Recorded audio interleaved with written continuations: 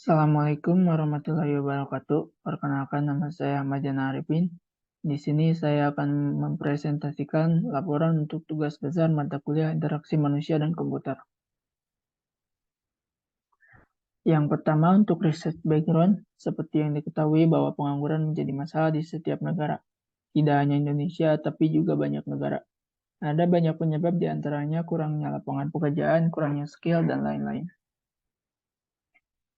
Dari data yang saya peroleh, terdapat 8,4 juta orang Indonesia yang tidak memiliki pekerjaan. Juga 80% orang Indonesia yang bekerja sekarang tidak sesuai dengan jurusan semasa kuliah. Ini beberapa penyebab yang saya cantumkan.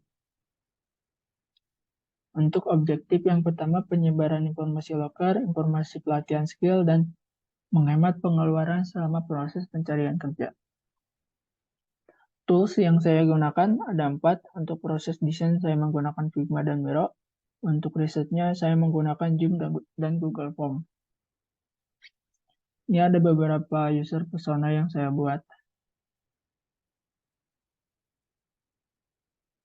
Ini ada empathy map dan customer journey. Untuk success matrix ini adalah tolak ukur yang dimana nilai SUS-nya harus lebih besar dari 80,3. Untuk referensi desain saya menggunakan beberapa, yaitu JobStreet, ada Glints, dan Karir. Yang saya sudah cantumkan beberapa kekurangan dan kelebihannya. Dari hasil interview saya mendapat beberapa masalah yang dihadapi oleh calon tenaga kerja. Yang pertama, kurangnya skill yang dimiliki, dan yang kedua, kurangnya informasi mengenai suatu lokal. Dari hasil interview dan mencari referensi, saya tuangkan menjadi Crazy Egg, yang dimana terdapat 8 ide utama yang saya buat. Lalu dari hasil Crazy Egg, saya membuat wireframe. Untuk user flow, saya membuat secara deskriptif dan flowchart. Ini adalah alur yang akan dilalui user nantinya. Untuk logo ini terdapat huruf bulan dan huruf D yang tidak sempurna, yang dimana ini memiliki makna tersendiri. Untuk bulan ini memiliki arti tentang sebuah mimpi atau harapan, dan untuk huruf D yang tidak sempurna, maknanya adalah tentang keterbatasan yang harus dilalui.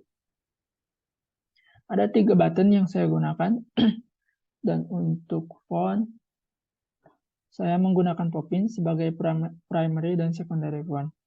Dan juga untuk ukuran dari setiap bagian, saya sudah cantumkan.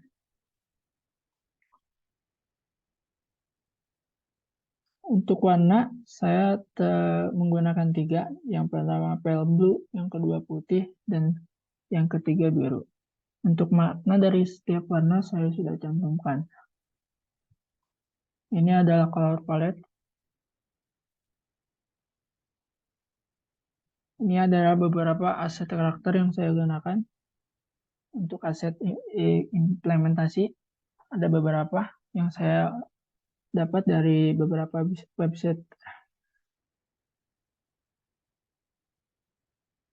Masuk ke desain, ini adalah high fidelity, hasil implementasi dari wireframe. Terdapat juga panah sebagai flow yang harus dilalui oleh user.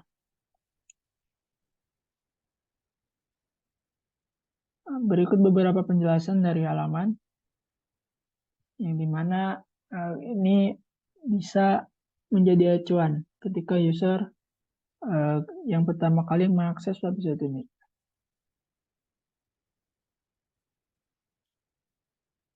Untuk grid system, saya menggunakan 12 kolom dengan 82 pixel untuk margin dan 24 pixel untuk gutter.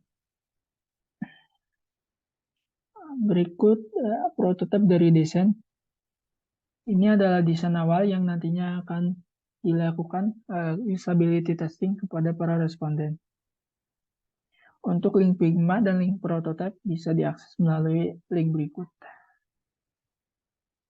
Nah, ini adalah user skenario yang saya buat. Terdapat beberapa teks yang akan dikerjakan oleh responden saat usability testing. Ini adalah video usability testing. Untuk kualitatif terdapat beberapa masukan. Yang pertama di sini para responden meminta agar menu dapat di-close dan di-open, yang dimana ini akan memperluas area kerja ketika menu di-close. Yang kedua, untuk masalah dari responden adalah sulitnya mengakses button logout, yang dimana ini ketika dijalankan dalam prototype untuk logout tersendiri ini ada di halaman kedua, jadi harus melakukan scrolling terlebih dahulu. Untuk yang ketiga, adanya kemiripan dari dashboard utama dan halaman pencarian tanpa login. Di sini, para responden meminta agar dibedakan sehingga dapat memudahkan ketika pengaksesan. Untuk usability testing kuantitatif, ini adalah single is question yang saya dapatkan dari 3 responden, yang dimana untuk hasil SUS sendiri yang sudah saya hitung mendapat nilai 91. Ini ada skala ekspektasi user. Dan untuk final design, ini adalah landing page. Untuk landing page, login dan create account, ini tidak ada perubahan. Untuk dashboard after, ini adalah hasil implementasi dari masalah responden yang saya coba tuangkan ke dalam desain. Jadi ini adalah tampilan ketika menu di-open dan ini adalah tampilan ketika menu ditutup.